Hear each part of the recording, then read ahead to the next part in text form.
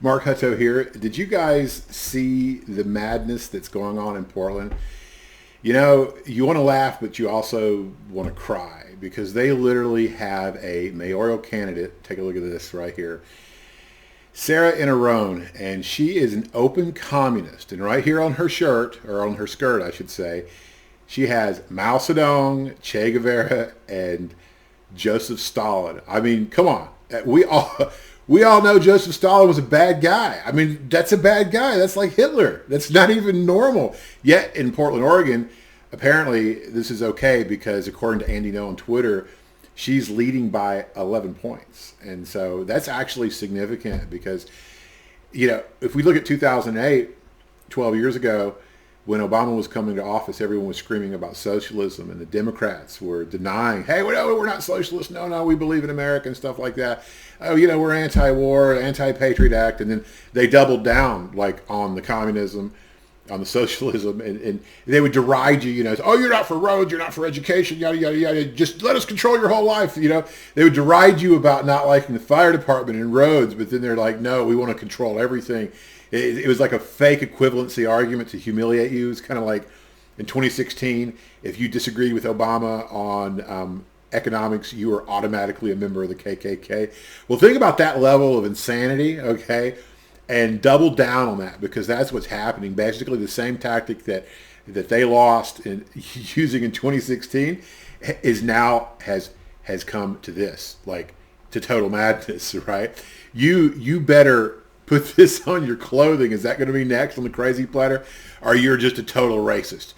So this is the level of madness that we're dealing with now. And on the national news, it's crazy too. I mean, it's like, if you look at the debate last night, I mean, Kamala Harris looked like extremely unpresidential. She was caught off guard.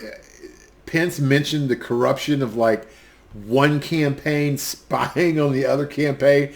And the host was like, you need to shut up now. It's like these arbitrary time limits. It's like, come on, man. This is like right out of a novel, like some Orwellian novel. But people are buying it. I mean, there's headlines like, these guys tied. And you're like, oh, man, Pence must have mopped the floor with Kamala if they're saying these guys tied, right? I mean, this isn't even normal. We are living in the strangest of times. We really are. It's absolutely insane. Portland has seen about 130 plus days of riots, and they're confined to a small area, so you may not notice it, but it's becoming a dangerous city. Like, people I know that go and travel to Portland, they're afraid to go to Portland. They're like, can I be safe? I used to go to Portland. I don't want to go up there anymore. What about the future of safety? You've got someone who has a Che Guevara is on her freaking clothing. The guy lined people up in a stadium in Cuba and murdered them after basically bringing them there on the pretense of like, what can we do for you? What can we do for you? Come see us. You were part of the revolution. You were part of these Antifa types, right? I mean, back then you were helping break the fascism. You need to come and you need to get your reward. So they go to the stadium and he guns them down. Cuba had never seen anything like that. They didn't have these death panels in Cuba before Che Guevara. I mean, the guy's a freaking monster. Yeah. Stalin, I mean, do we even need to talk about Stalin? I mean, are people so miseducated now that they think this is like wearing freaking Hitler on your skirt? It's the same thing, that they don't see it, but this is also the same people that brought you the Fine People hoax, right? Like when Trump was saying, hey, people protesting like the normal people, not the Nazis. He actually intentionally excluded the Nazis. Yet last night on stage, even though Trump said not the Nazis, okay, the people protesting on both sides of whether or not we should remove the statue were both good people. But I'm not talking about the Nazis. He actually made that disclaimer. But this hoax was repeated last night on the national debate, and there are people who actually believe this stuff.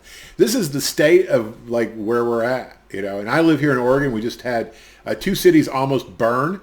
2,000 some odd structures get burned up from climate change, and then the media is ignoring the fact that between Northern California and Southern Washington, 12 people were arrested for arson, not climate change. My wife made a joke. She's like, this is insane. Did climate change cut down that telephone pole? Climate change is cutting down telephone poles. This is the madness that we're dealing with the left. But I would watch this this situation in Portland, this mayoral candidate race between crazy and crazier, okay? Because Ted Wheeler got out there with him, and then they went to his house or to his apartment, and they threatened him. He had to move. And now they're like, we want more of this.